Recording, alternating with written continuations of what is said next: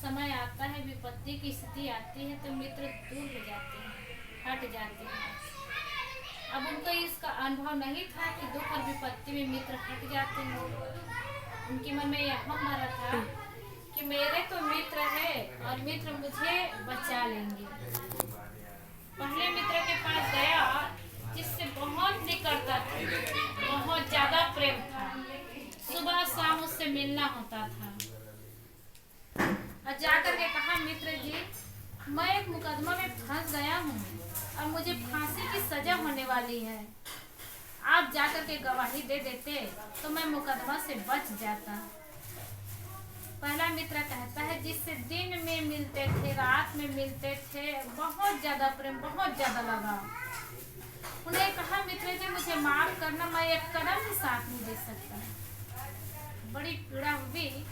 जिस मित्र से इतना प्रेम था, इतना मिलना होता था, वो मित्र साफ जवाब दे दिया कि मुझे माफ करना, मैं एक कदम भी साथ नहीं दे सकता।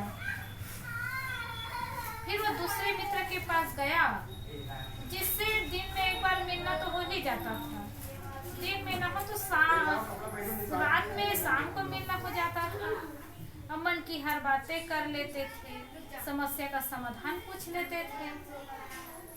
तो उनको था कि चलो ये मित्र साथ नहीं दिया तो नहीं दिया, सब मित्र एक जैसे तो नहीं होते। दूसरा मित्र के पास गया और जाकर के वही बात कहा कि मित्र जी मैं एक मुकदमे में फंस गया हूँ, ऐसी समस्या आ गई कि फांसी की सजा होने वाली है और आप वहां तक जाकर के गवाही दे देते तो मैं बरी हो जाता।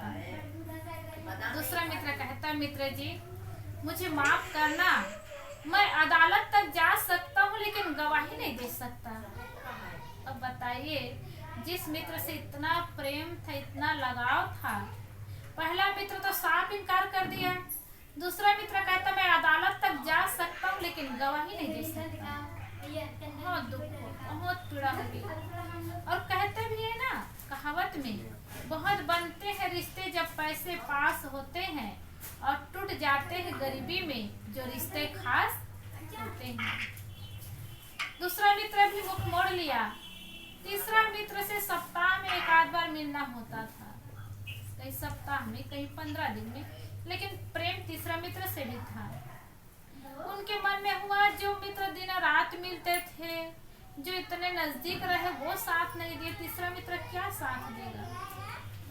लेकिन पर भी हिम्मत बनाए और हिम्मत जुटाकर उन्होंने सोचा चलो शायद तीसरा मित्र साथ दे दे, और गया तीसरे मित्र के पास और जा करके कहा, मित्र जी मैं एक मुकदमा में फंस गया हूँ, फांसी की सजा होने वाली है, आप जाकर के गवाही दे देते तो मैं मुकदमा से बच जाता।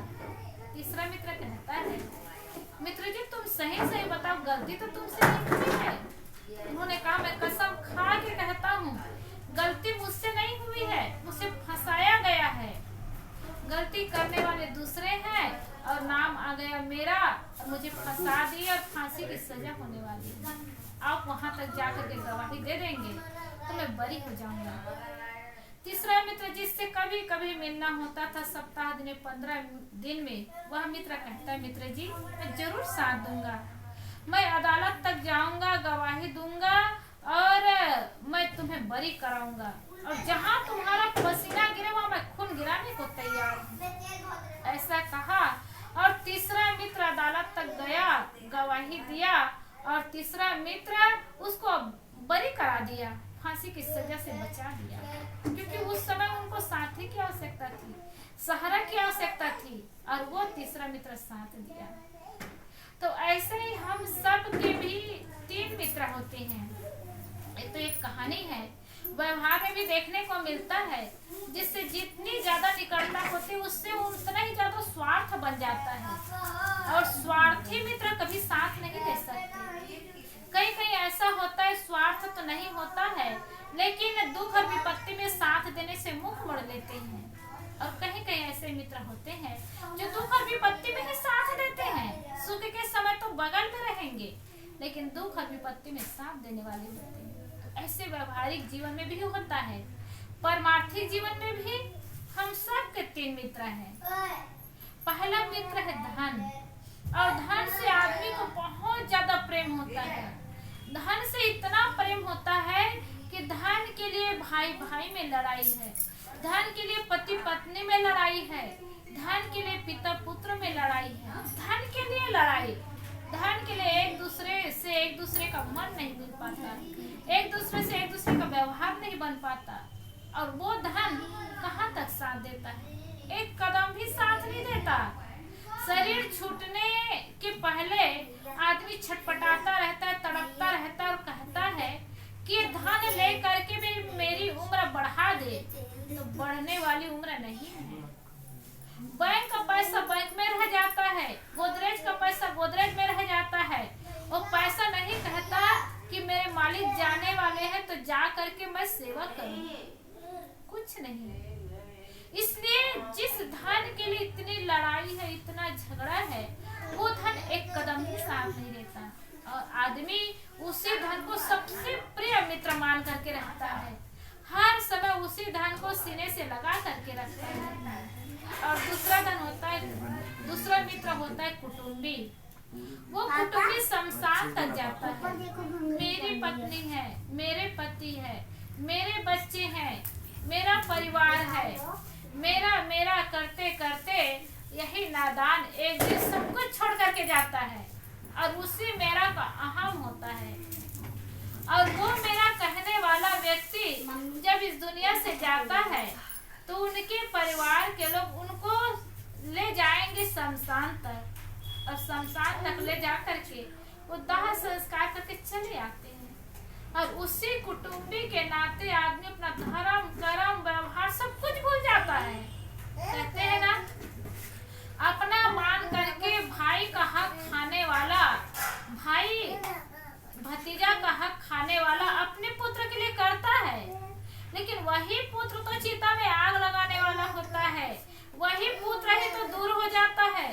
कोई जरूरी नहीं कि खुद का औलाद ही मरने के समय मुख में पानी डाले, मरने के बाद वही कंधा उठा करके ले जाए और मरने के बाद वही चिता में आग लगाए, ये भी जरूरी नहीं।